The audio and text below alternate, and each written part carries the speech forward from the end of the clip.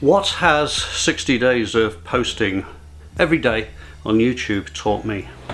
For anybody who is considering doing a daily post for 60 days as a challenge, I would strongly recommend it, and I'll outline some of the reasons why. For a start, I've learned about metrics, I've learned about my own inadequacies and my desire for a quick fix and the false narrative that is.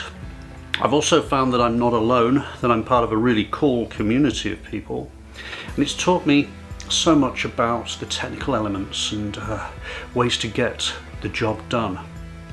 Let's go back over to metrics for a start. One thing I've learned is not all metrics are equal. And of all the metrics that you can imagine, the worst one is the vanity metric. If you go into YouTube seeking to get lots of attention, you're going to be sorely disappointed. I would also say that if you're going in for lots of attention and you are sorely disappointed, that is a good thing. The worst thing you could do is to go viral and explode and go massive, because trust me, you won't know what to do with the information if you were to do that. I've learned that one of the best metrics is the CTR, the click-through rate. It tells you a lot about how effective and useful your work is to other people. I'm a terrible click-througher myself, so I don't hold it against anybody else who wants to dip into my work and listen and consume for a little bit and then just move on. It's a browser's market. The effort required to click into and stay on a YouTube video is considerable, and you've really got to want to stick with it and really got to have an interest in the subject matter in order to want to stay. We live in a market where choice is paramount and choice is wide, and people have learned to use the power of choice, and you can't hold that against anybody. But what it's also taught me is that the average view duration is an important metric. The average view duration is how long a person might stay on average in your programs.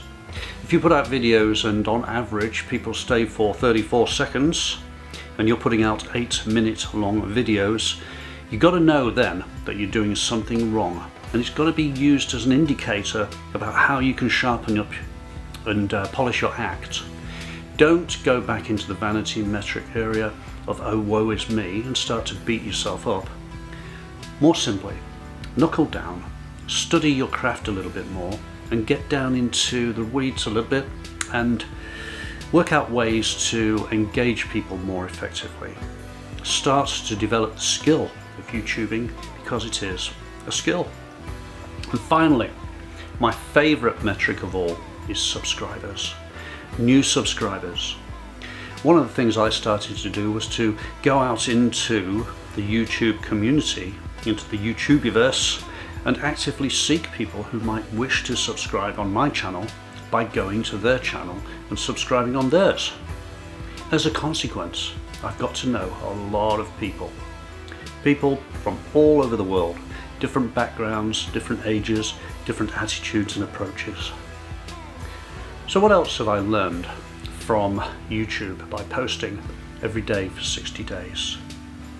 Well, an important lesson that I've learned is that there's no such thing as a quick fix. And this has been a wonderful lesson to learn, frankly, because if there were such thing as a quick fix and I were able to blow up and quotes go viral, it would probably be a bit of a disaster, to tell you the truth. I'd hate to be one of those people who went viral, who had a massive explosion of popularity and then spent the rest of the year wondering how to capture the magic again.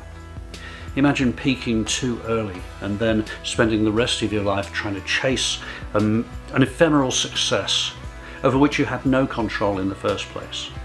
If you had no control over it in the first place, you certainly are not going to be able to control how to get it back a second time. Don't go for the quick fix. Don't try to go viral. Don't expect to go viral. And if you do, cure it as soon as you can.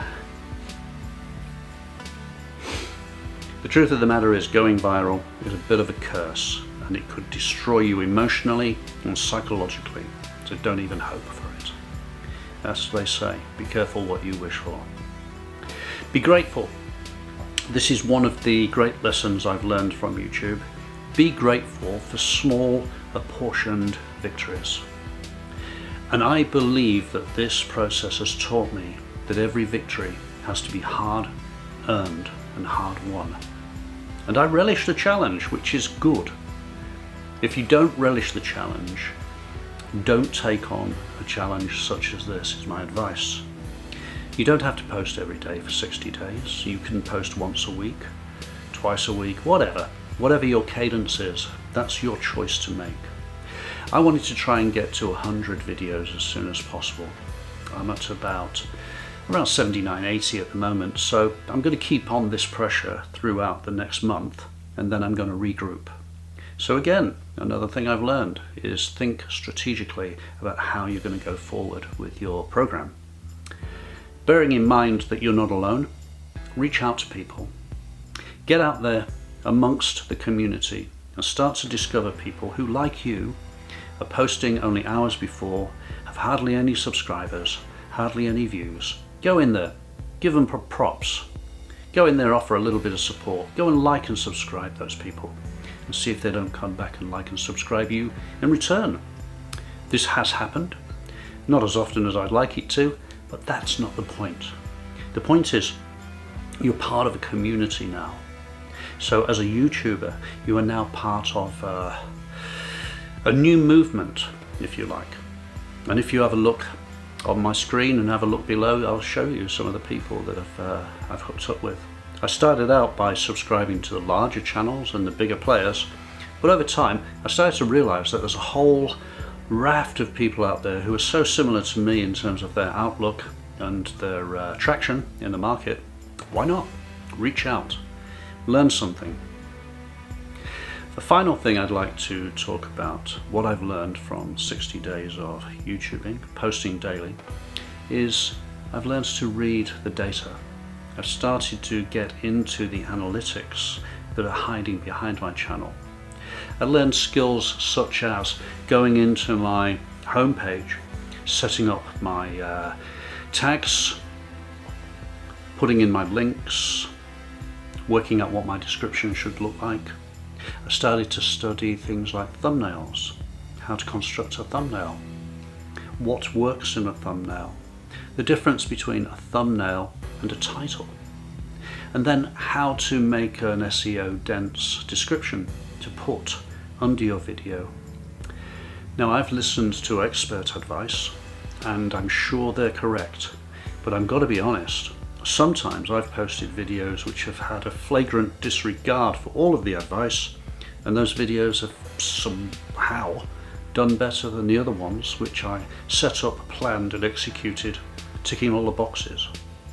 Go figure. Scripting. Working out how to script for yourself. Here is an example here's one I created earlier. This is an example of my scripting. What I'm doing here is I'm just going through these points.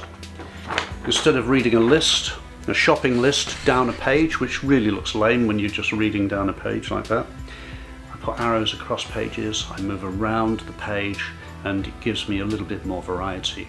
I don't literally script, I provide key ideas, key notes, and then I freeform. I've learned about technology.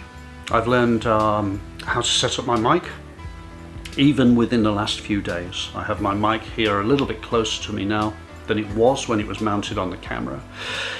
I bought a second-hand Canon D100, which is a really handy bit of kit. I've got a memory card in that. I created a softbox for myself. I made it out of styrofoam and such like, and just used things that I have lying around the house. These lights behind me, these were just hanging outside on the outside veranda. I thought I'll have those. Add a little bit of interest, a little bit of backlight. I'm using natural light, I'm using overhead lights, I'm using a soft light. And all in all, I'm creating a studio environment for you the watcher or the viewer to to enable you to consume this more easily.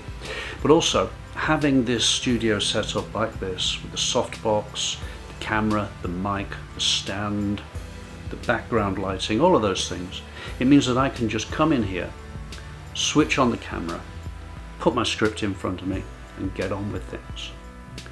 Finally, I've learned a lot about myself from this process. I've learned about my vanities. I've learned about how my ego can cause me pain and disruption. And I've learned to get over those things.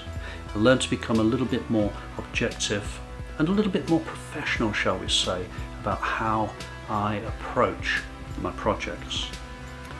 The YouTube process has been part of an evolution that I've enjoyed, which has been gradually edging more closely towards strategic thinking. So this project of 60 days straight posting on YouTube has brought together and focused and concentrated some of the ideas that I've been working on in my background.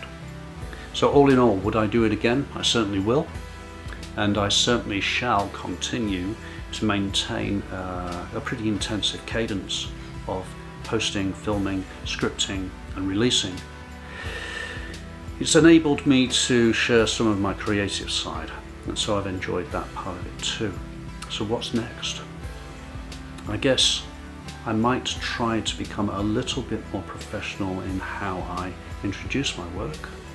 I might try to become a little bit less desperate and thirsty in my attention grabbing approaches and attitudes. I might try to get a little bit more snappy. I do recall yesterday I posted something and I speeded up the speech in it because I was just dragging along too slowly. What have I learned from that? Well, there's plenty of stuff you can do in the post filming end of things which are going to enhance and assist you as you create your thing. Were I to start this process again, to tell you the truth, I think I'd do it exactly the same way. I'd probably start filming on my phone. I'd probably end up with a softbox, with a camera, with a new mic, and with a better idea of how to script and present my ideas. Anything that can cause you to focus and order your thoughts, anything that helps you to concentrate and to develop your ideas and to get better at something, a skill, anything like that, well, it's a good thing, isn't it? So bottoms up, everybody. I will leave you with one final thought, which is whatever you dare to do or dare to dream, begin it now.